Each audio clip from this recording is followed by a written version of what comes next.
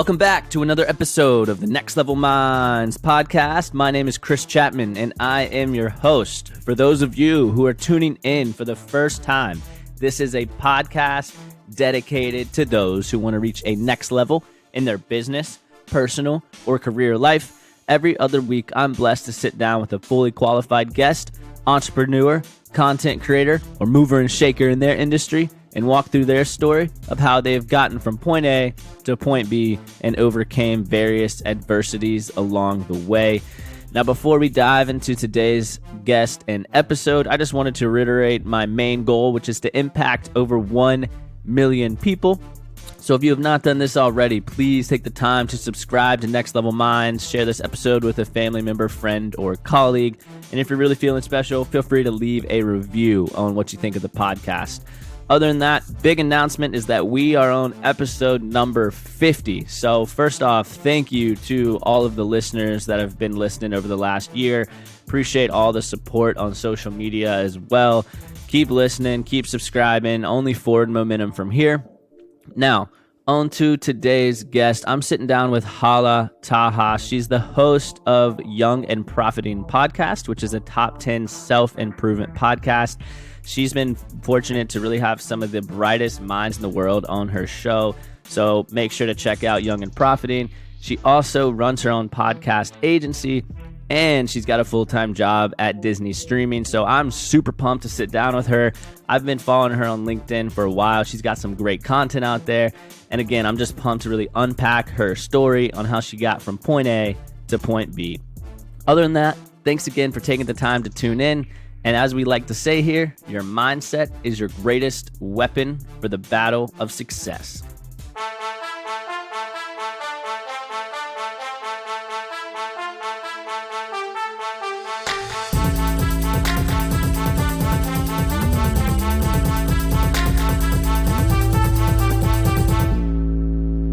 Hala, thank you so much for taking the time to be on the Next Level Minds podcast. I really appreciate it. Of course. Thanks for having me, Chris. Yeah, absolutely. How's the week going so far? I know it's Wednesday when we're recording, so. Wednesday is always such a tough day. It's so busy for me, back-to-back meetings, but everything's going well. It's been a good week so far. Can't complain.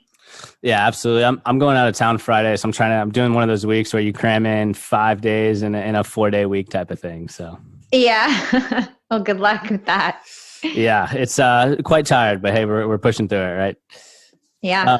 Anyway, no, again, thank you so much for being on. I know you have a very impressive background, but before we dive into that, like I would love if you could just touch on your podcast a little bit, because I've been a listener since probably January 2019. Actually, when you cold messaged me on LinkedIn about, hey, I see you like Gary Vee's content, you should listen to Young and Profiting. So I'd love if you could just take it away there for a second.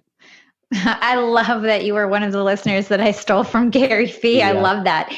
I host Young and Profiting Podcast. We're a top 10 how-to podcast on Apple. We're also a top 10 education podcast on Castbox. And I've been doing it for about 2 years. I've been able to secure huge guests like Robert Greene, Mark Manson, Seth Godin, billionaires, CEOs. It's been just such an amazing journey. And we really focus on helping people profit financially and professionally by investigating a new topic each week. And I cover topics like entrepreneurship, side hustles, productivity, time management, all that good stuff. Really a broad range of topics because our listeners range from age, industry, profession. So that's Young and Profiting Podcast in a nutshell. Yeah, for sure. Is there any thing that you want the listeners to know about, like your podcast that you're excited about coming up? My podcast is scaling really quickly. I just launched a podcast marketing agency, and I've got 27 people on my team, and I've been managing other really big podcasters like Heather Monahan and Jason Waller. And one of the things that I'm starting is a podcast network. And so I've got a couple interns under me that have a podcast. I've been recruiting other podcasters to come join me in my network. And I think that's going to be some major, news, big splashes in 2021, but still kind of working, undercover on that right now. Yeah, no, I love it. I love it. Well, I checked out your LinkedIn obviously before this, and I love how your summary is built out. It's just like some quick, fast facts about you. So, with that said, I'd love if you could just kind of give your background a little bit and just let the listeners know about yourself. Sure. So right now I host Young and Profiting podcast. I also work full time at Disney Streaming, and I've been in the corporate world for like 7 or so years. Previous to that, I worked at Hot 97. That's when I started my radio career. I had an internship in college. I actually dropped out of school to work at Hot 97 full time as a free intern, because that's what all good, radio interns do. They work for free for a very long time before you actually get a spot on the radio. And so I did that. I worked at Hot 97 for 3 years. I ended up being Angie Martinez's assistant. She was the voice of New York, one of the biggest radio personalities in the world. She was definitely the biggest show in America at that time. And Hot 97 was the #1 radio station in the world. So it was a big deal to be her assistant at such a young age. And it was a huge opportunity for me. And that's why I felt like, dropping out of school was justified, because I had this huge opportunity to learn from, the best of the best. So I did that. One thing led to another, and I ended up leaving Hot 97. I went back to school to graduate and finished my senior year. And I actually started a website. I started the sorority of hip hop, strawberryblunt.com. And we quickly became one of the most popular hip hop and entertainment news sites in the world. And I had 50 female bloggers under me at the height of it. We hosted parties, concerts. We had online radio shows. I had several online radio shows throughout my life. Young and Profiting is probably like my 7th or 8th show now. So it's like lots of experience under my belt in terms of radio and broadcasting. I shut down the website. We almost got a show on MTV twice. You can dig into whatever you want to dig into. Almost got a show on MTV. We did, we did a small pilot in the beginning of that, didn't get it. Then we did a really big pilot where they invested, over $100,000 in us, got us a studio on Broadway. We filmed like a concert. We had a dance that we did. They filmed me at my mom's house. It was like the real deal. And I was the lead in that show. And we didn't get it, which crushed my heart. And so I ended up, switching gears, and I went and got my MBA, got a 4.0, went into corporate, got a job at HP, moved up the ranks, started my podcast, got a job at Disney, and here I am today. I love it. That's quite the story too. And I like how you were dabbling in like so many different industries too. That's really cool. Yeah, it was cool. I really just like followed my heart in college and shortly after college, being an entrepreneur, before I even graduated school was a really cool thing to do, like as a young person, and really helped me learn a lot of skills that you don't really learn in the classroom. And that's why I actually excelled in corporate, because I really stood out from my peers, because I did know so much about technology, because I really learned on it on my own, and I was dependent on being the best when it comes to social and digital.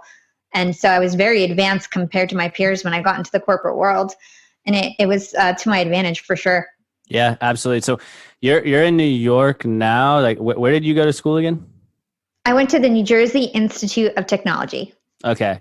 And I listened to another podcast you were on, and you brought up like some high school stories you had about how you failed in some areas. Like, I was just curious, how did you really bounce back through some failures at a young age like that? Because I know it can feel like you're just getting hit by a brick wall, especially when you fail at 15, 16 years old.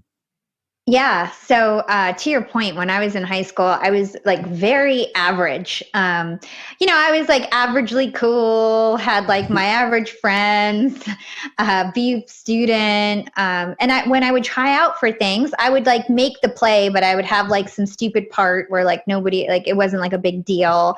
I tried out for the cheerleading team and I didn't get on it. I tried out for the volleyball team. I didn't get on it. Somehow I still had like the drive to keep trying and trying again. And when I got into college, I tried again, and things were different. Everything I tried out for, I got. I got on the cheerleading team. I was the lead in the play. I was, on the board of my sorority.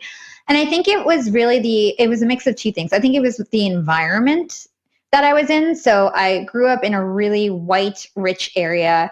I'm Arabic, and when I grew up, it was like 9/11. It was post 9/11. So it's like I had all these things that were not necessarily in my favor, being like one of the only brown people in school, even though like I came from a very like affluent, respected family.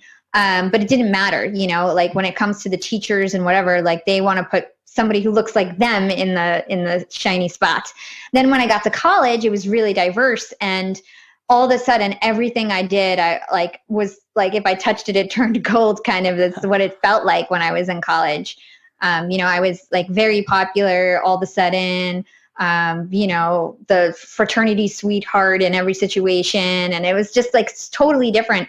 And because I was so used to getting rejected, I just had no fear, because I just had no fear to go for, being Angie Martinez's assistant, or to go for doing anything, because I had been rejected so much before that I just always learned that like you got to just get back up on your feet. And I can't, the one thing I can say in terms of when you fail and kind of like advice in terms of how to get over it, what I tend to do is I always like fuel that negative energy into something new. So learning something new. So let's start off with Hot 97. I didn't give this detail, but I actually ended up getting fired by Angie Martinez. That's actually what happened.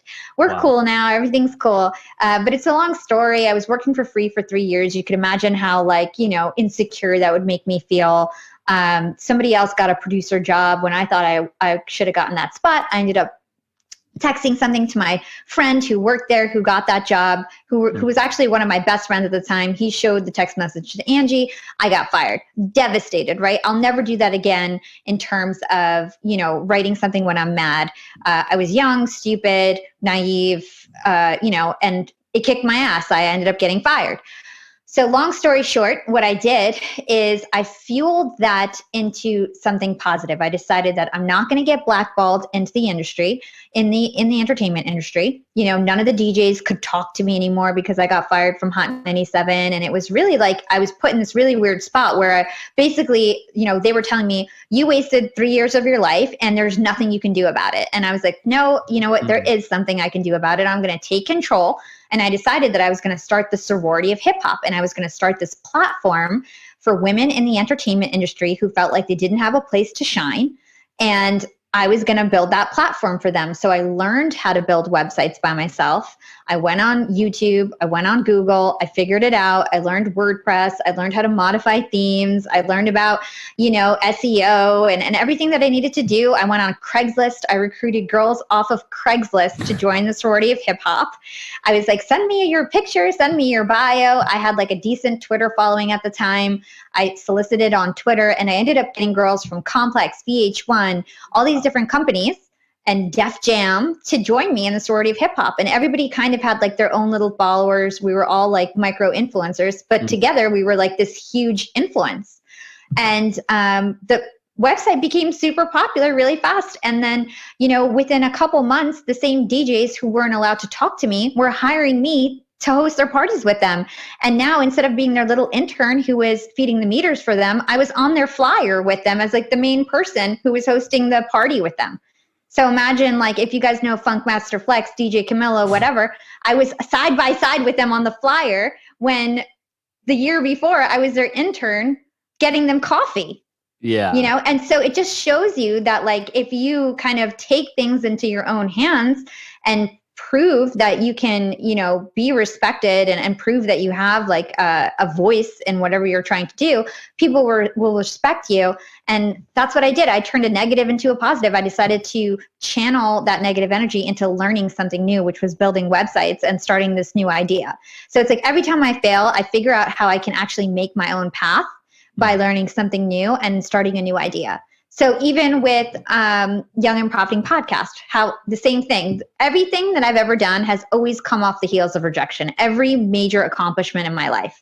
So let's talk about Young and Profiting Podcast, the story of how I started that, right?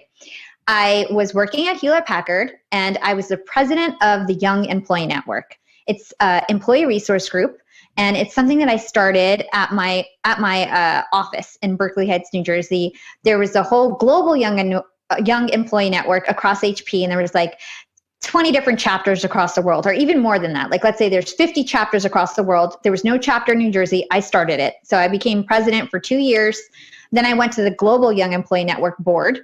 And eventually I wanted to be Global Young Employee Network president. And I was the most qualified. And it would mean I would be leading like 7,000 young employees in the world across HP. I was already like the face of the young employee network, of the young employees at HP. I started this thing called HP Spirit Week, where basically we threw like 500 events around the world. And there was like 700 people who participated, and I was leading the whole thing. And so I had a lot of like accolades under me in terms of like why I should be president of the Global Young Employee Network. I was the most qualified. I was president for 2 years of my chapter. I was on the Global Young Employee Network board, and I started Spirit Week, which became like a tradition. And I was like literally the face of HP. So when it came for like voting for Global Young Employee Network president, all my peers wanted me to win. Everybody who was already on the board wanted me to win. And for some reason, like the HR person like didn't like me. And she ended up quitting like a month later. And it's funny because it's like, I'm sure HP is probably like kicking themselves that they didn't put me in this position, because I soon left after, like I didn't get it and everything. So I didn't get it.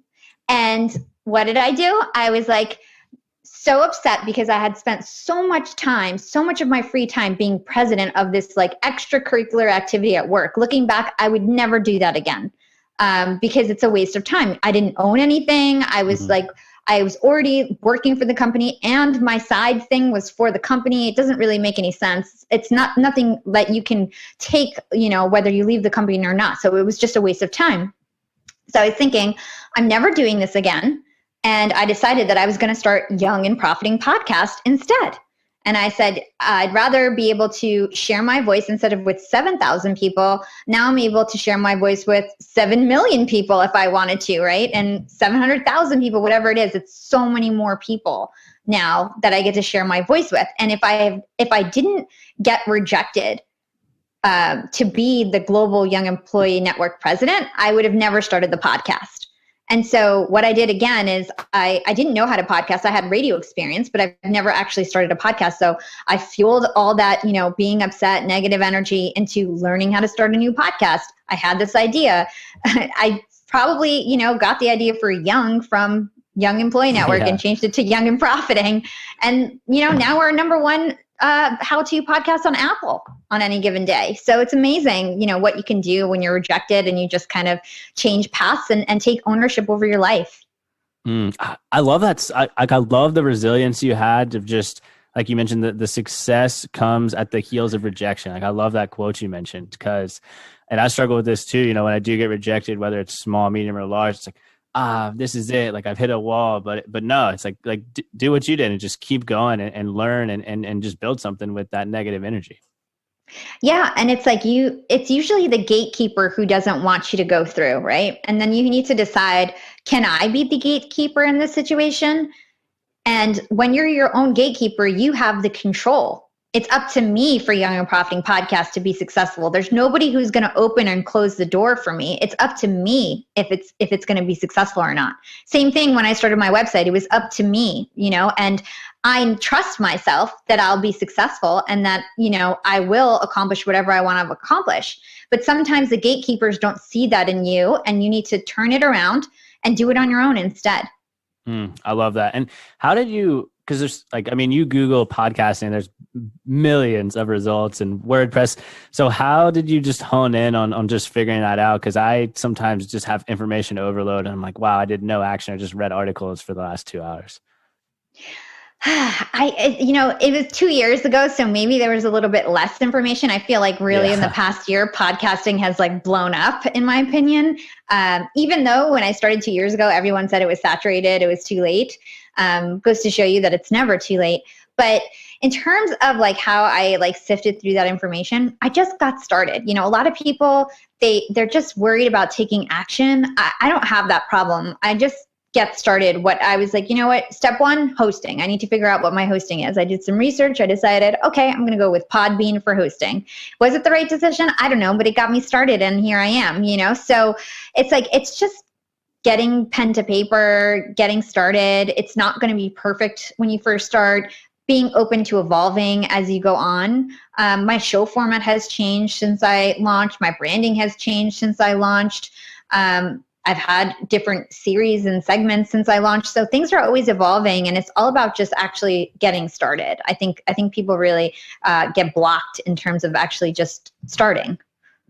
So true. I think the secret to get going is actually getting started. And, you know, you hear about individuals working on businesses and then a year later, like, oh, how's it going? They're like, oh, I'm just still learning things right now. It's like, you should have taken action 10 months ago type of thing. Exactly. Just take little steps and it will all fall into place. I didn't know everything about podcasting when I first started, but I just did it, you know, and you just learn it as you go along. And if you're passionate about it, you're going to, you know, always read things here or there, and you'll learn as you go along. And that's all that matters. It doesn't have to be perfect. You just have to start. Yeah. My very first podcast, I was with the guest that I was going to record the next week, and he's like, let's just do it right now. And I pulled out my phone, put on voice memos, and just did it right there. And then amazing. It's evolved since. So that's a great story. Yeah, no, absolutely. So stepping back a little bit, and I really want to touch on Hot 97 in a second, because I'm sure you have a ton of great stories with that. But I did hear you one time mention in another podcast about when you got to college, you started really diving into the law of attraction. And really believing in yourself. So I would love if you could just kind of touch on that experience, and then what is really the law of attraction? Because I know a lot of listeners are kind of diving into that field as well. Yeah, sure. So like I told you guys earlier, when I was in high school, I really was pretty average, right? And I think the turning point in my life, it actually happened. I was like breaking up with a boyfriend or something. And, you know, that's when you always like kind of have time to like self-reflect and stuff like that. And so I was like going through a breakup. I think I got back together with him in the end. That doesn't matter, but I was going through a breakup, and I wanted to like kind of like find myself again, cheer myself up. So I ended up finding this author called Abraham and Esther Hicks, right? They're this like old couple. If you guys YouTube them, you're going to think I'm crazy, but they're like, this lady, her name's Esther Hicks.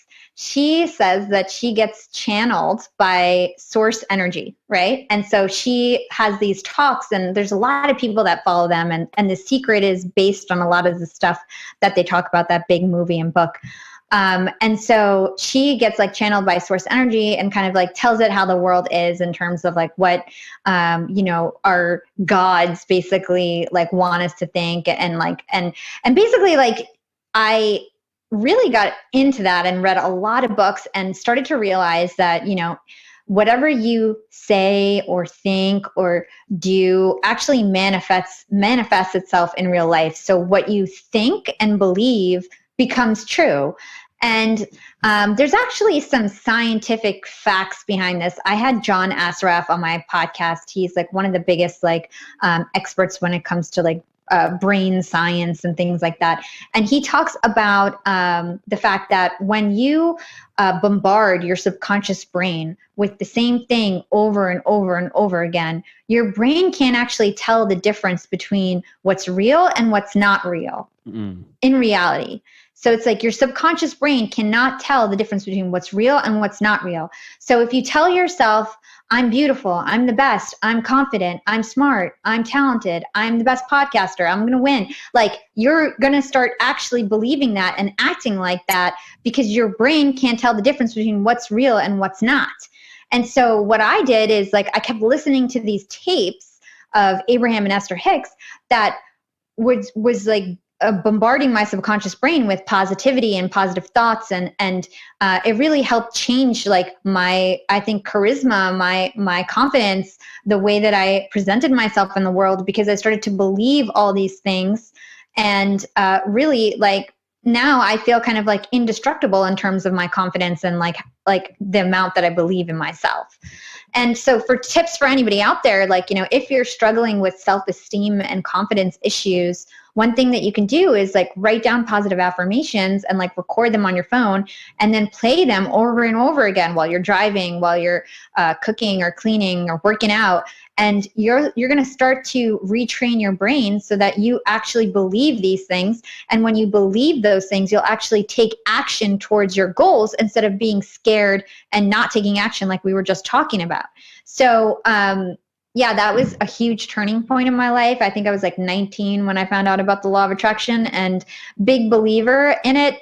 Do I think 100% that you can kind of manifest your whole life by thinking? Not necessarily. I know that it takes action. That's called the law of Goya. Get off your ass. David Meltzer taught me about that. So it's like you need the law of attraction, which is like kind of believing in yourself, thinking, knowing what your goals are, and then the law of Goya, which is to get off your ass and actually do something about it.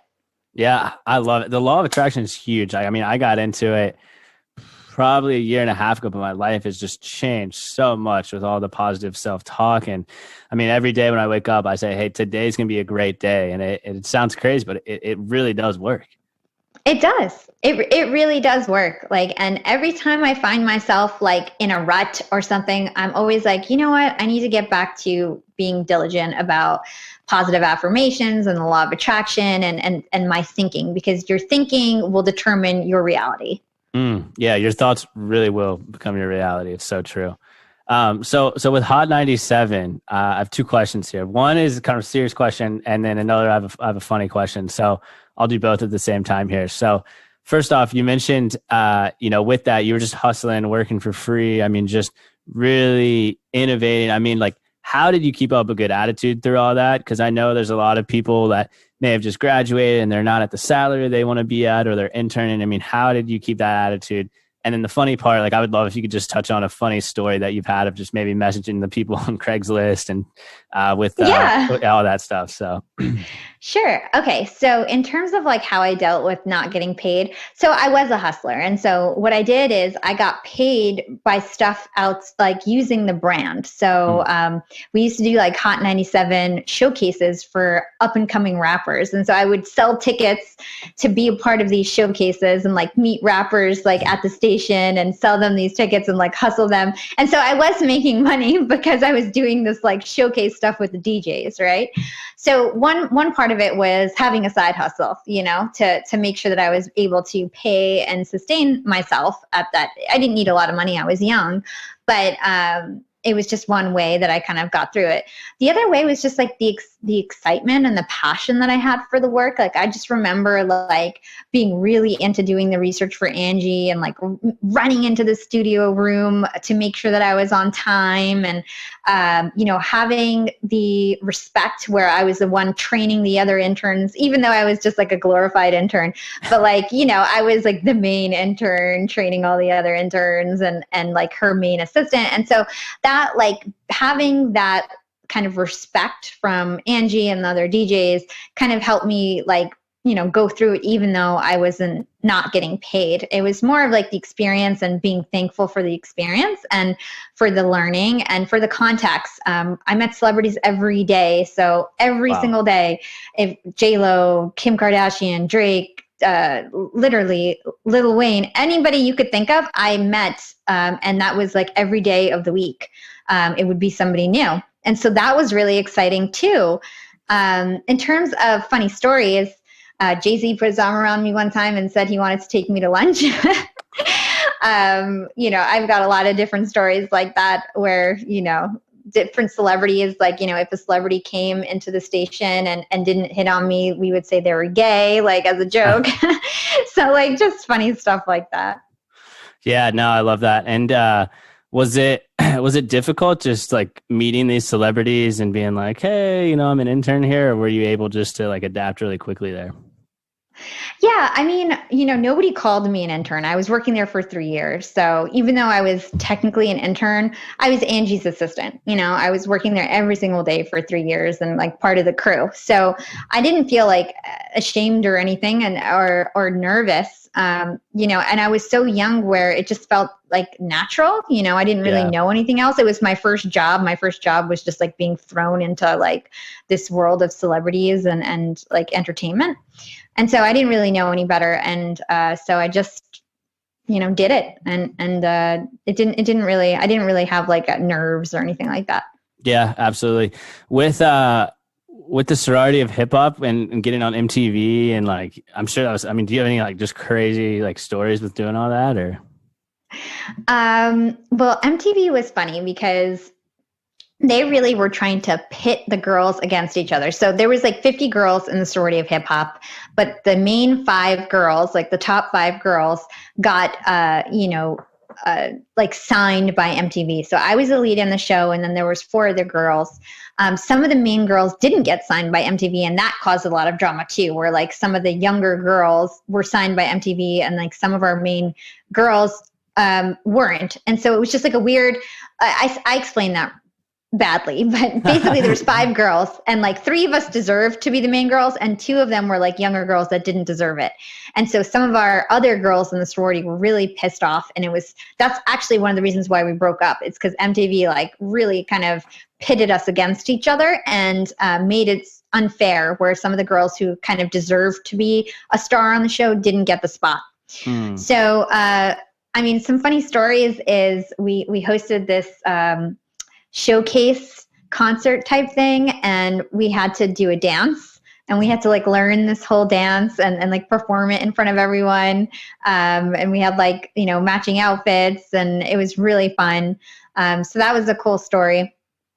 I guess another cool story is just like the fact that they got us an office on Broadway. And if you can imagine like the real world where they have like neon signs and really cool furniture, and they had like SB written all over our walls, it was really cool. And they were like filming us on Broadway. And if you could imagine like young girls, we were getting our hair and makeup done. And then we had like 10 camera people following us, like just walking on the street. It was an amazing time and feeling. We really felt like we made it because it was so cool, like being filmed all summer by a professional camera crew, and thinking you're going to be on MTV. But at the end of the day, it didn't work out. Yeah. Was it tough to deal with that news? Because I know you mentioned you've kind of been a master of handling rejection. So. Oh, I was devastated. I cried like somebody died, because I thought that this was going to be like my saving grace. I had 50 girls kind of looking at me for success. With this, we would have all gotten a check every week being on MTV, like a nice check. I know that, other events would have came, and it would have really helped me monetize that brand. And, being on MTV would have been a dream, and would have basically made, the 3 years that I worked on the sorority of hip hop worth it. But when they didn't give us the show, I just quickly realized that I needed to really focus on myself, really focus on my own education and sustaining my own life and my own career. I was getting a little older. I felt like I needed to, make more money and really just be on my own. I was sick of kind of having so many people that were depending on me. I was the president of this group of 50 women, and it just felt like, every little thing I did was impacting someone else. And I really just wanted to be able to just impact myself and work on myself so that later on I could be a better leader. And so, I just felt like it was the right decision to kind of shut it down and move on to work on myself. Yeah, I love that self-awareness that you had too, because I'm sure that was a lot of pressure, being like, this tiny decision affects these people, and I'm sure. Oh yeah, I mean, some of the girls are still mad at me. Like some of the girls, they're like, how could you have shut it down? Like we were a sisterhood, and some people are really still mad at me about that. But it's like, it is what it is. Like at a certain point, if things aren't working, you have to be big enough to know that it's not working and it's time to move on. And so I just knew that it was the right time. Yeah. Plus I'm sure that you weren't really spending that much time on yourself too. And exactly. If you can't spend time on yourself, it's not going to be good down the road. Exactly. And that's why like Young and Profiting Podcast, it's like I started it by myself. Now I have a team of 27. I always end up having like a big team because I love to lead. But like, I started it by myself, and I worked on myself. And that's why I think it's so much more of a success this time around for me. Yeah, absolutely. So then you did that and then switched to HP. Was that the next move? Yeah. Okay. So you mentioned that you made a big impact there. I mean, you were heading this huge group and everything, but HP is obviously a massive company. So how did you just kind of hit the ground running in such a big organization like that? Yeah, so I think really the key was being a part of those employee resource groups. That really helped me stand out. So I think for anybody listening, if you want to be an entrepreneur within your organization, I think your best bet is to participate in one of your employee resource groups if you're part of a big corporation. So there's many different kinds, like there'll be like the Black Employee Network or the Women's Network or the Veterans Network, just depending on like where you fit. And then there's, of course, the Young Employee Networks, which I was a part of at HP. And basically what it enabled me to do is get in contact with the C-suite executives at the company, because I was the one planning the company picnic and the holiday parties and the charity events. And so I needed budget. And who you ask budget for, like the CEO or whoever you're going to ask. And so that got me a lot of face time with the C-suite executives. And then, they'd think of me when certain projects came up. And it really helped me like get promoted like over and over again at HP, just being that face and knowing that, they knew that I was very enthusiastic and passionate in terms of the culture, and they appreciated that. And so I got rewarded, and that really helped me. And then I think the other thing is just being a non-traditional worker.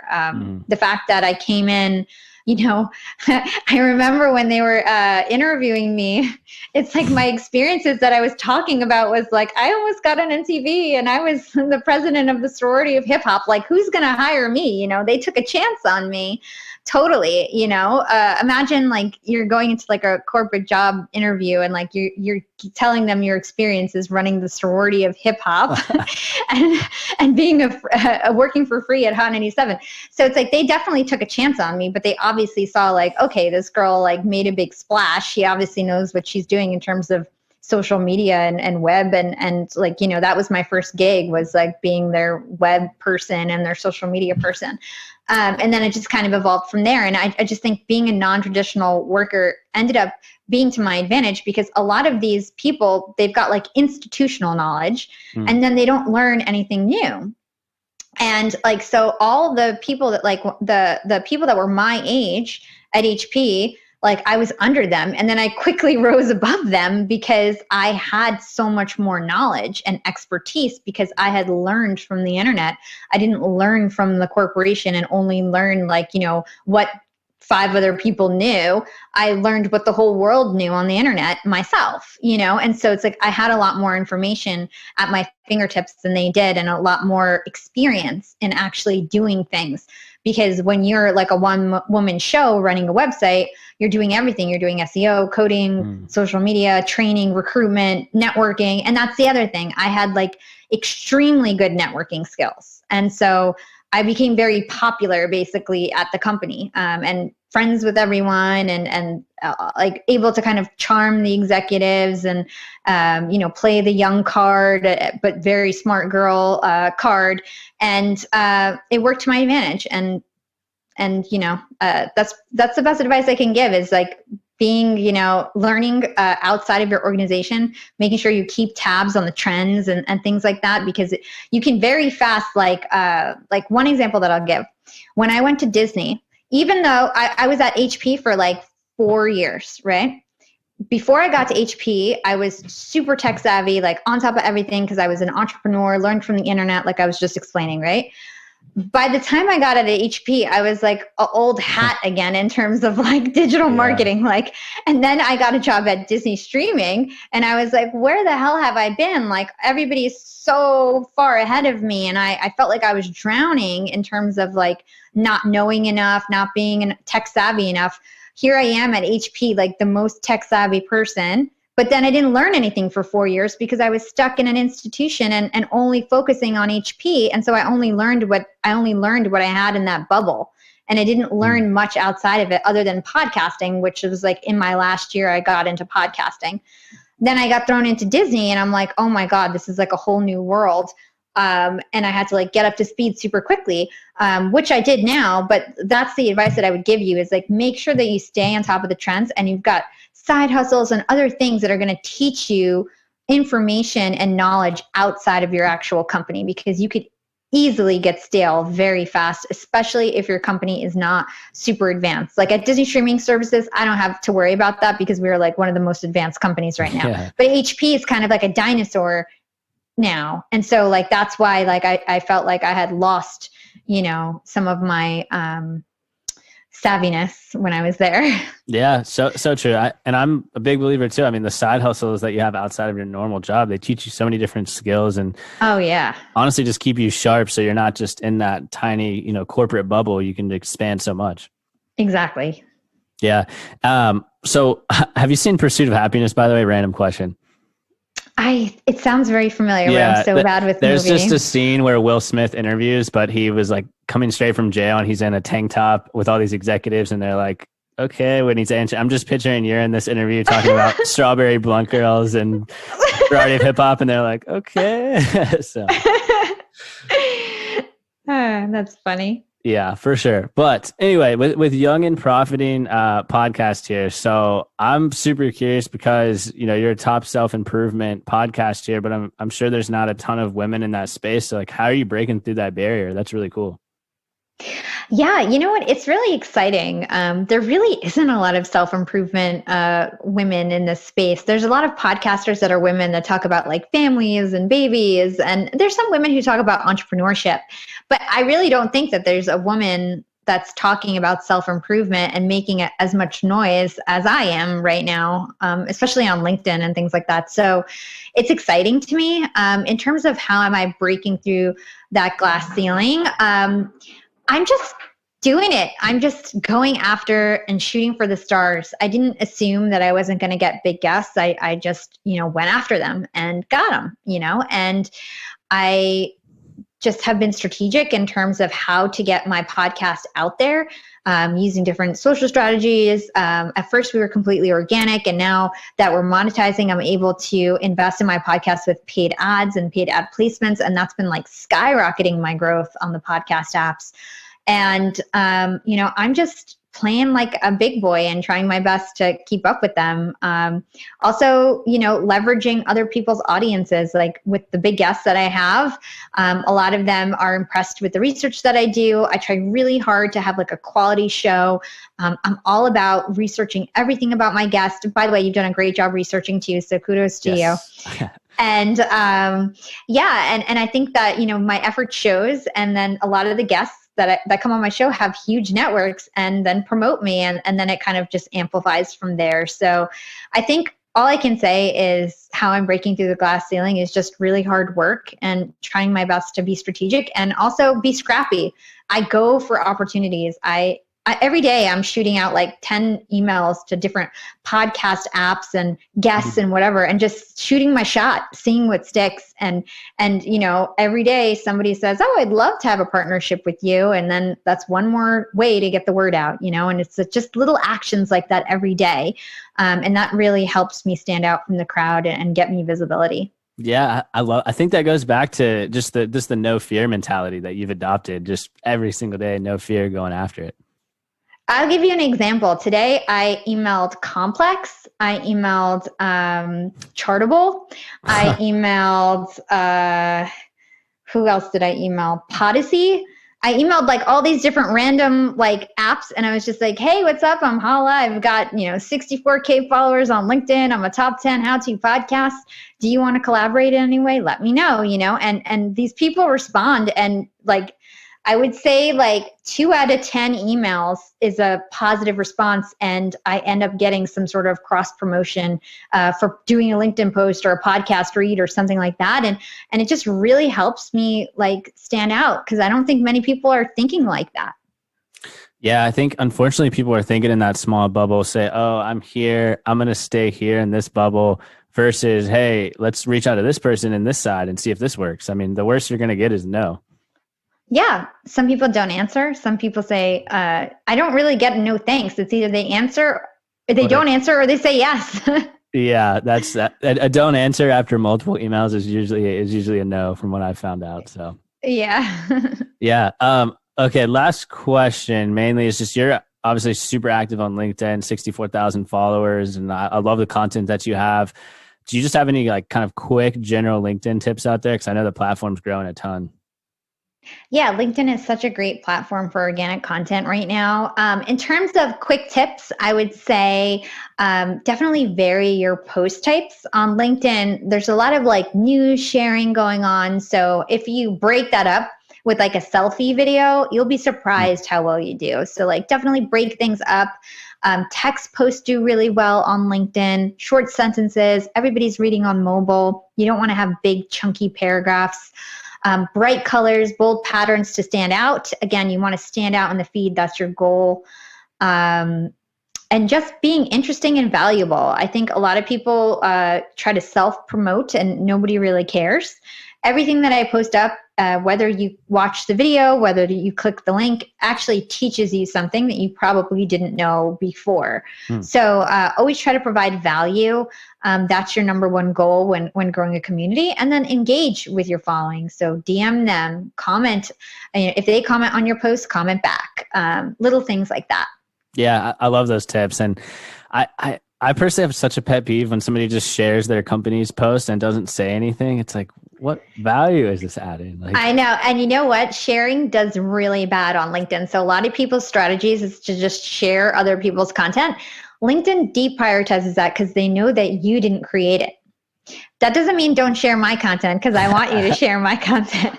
But in all honesty, like, you're never going to grow a following that way, and no one's ever going to see that content. It needs to be original content that you actually posted yourself. Sharing is never going to get you any visibility. Yeah, and that's just authenticity at its finest if you produce your own content. So yeah, absolutely. Completely. Well, I always ask this question at the end, but just with the success that you've had, what would be just your one word to describe that and why? My one word to describe the success that I've had, I would say that would be resourcefulness. I am very resourceful. I take every amount of time to make things happen. I work a full-time job. I have an agency. I have a podcast. And somehow I'm able to do it all. And it's because I use my time effectively. And I know that it's very important to be scrappy and to take as many shots as you can. So like I was mentioning earlier, I emailed all these different apps and platforms today for collaborations. It took 10 minutes. If one of them says yes, it could mean that 200,000 people get visibility to my podcast. And it took 10 minutes. But, other people in that 10 minutes might be scrolling on the internet or watching TV. I don't do stuff like that. I use my time, and I'm very resourceful. And it doesn't mean that you don't need a lot of money to do this. You just need to be creative and use what you have in a creative way. And so I'm really good at that. And I would consider that to be like my superpower. Yeah, resourcefulness. I love it. Well, hey, thank you so much for taking the time again to be on the podcast. Where's the best spot? I assume LinkedIn's one of them, but where, the guests connect with you and everything. Yeah, sure. So this interview was all about me, but Young and Profiting Podcast is all about my amazing guests. We interview some of the brightest minds in the world. And like I said, we do tons of research, and it's really actionable and valuable content. So you can find Young and Profiting Podcast on Apple, on Spotify, iHeartRadio, anywhere where you listen to your podcast, you'll find us. Just look us up. You can find me on LinkedIn. Just search for my name. It's Hala Taha. And Instagram at Yap with Hala. And then if you forget any of this, you could just go to youngandprofiting.com. Yep. And if you do forget it, it'll be in the show notes with a hyperlink queued up there. So don't worry. Chris. Thanks, Chris. Great job. Well, that's it, guys. Thanks again for tuning in to this week's episode of Next Level Minds. Be sure to subscribe to Next Level Minds. Also, check out Hala's podcast, Young and Profiting. Other than that, as we like to say here at Next Level Minds, your mindset is your greatest weapon for the battle of success.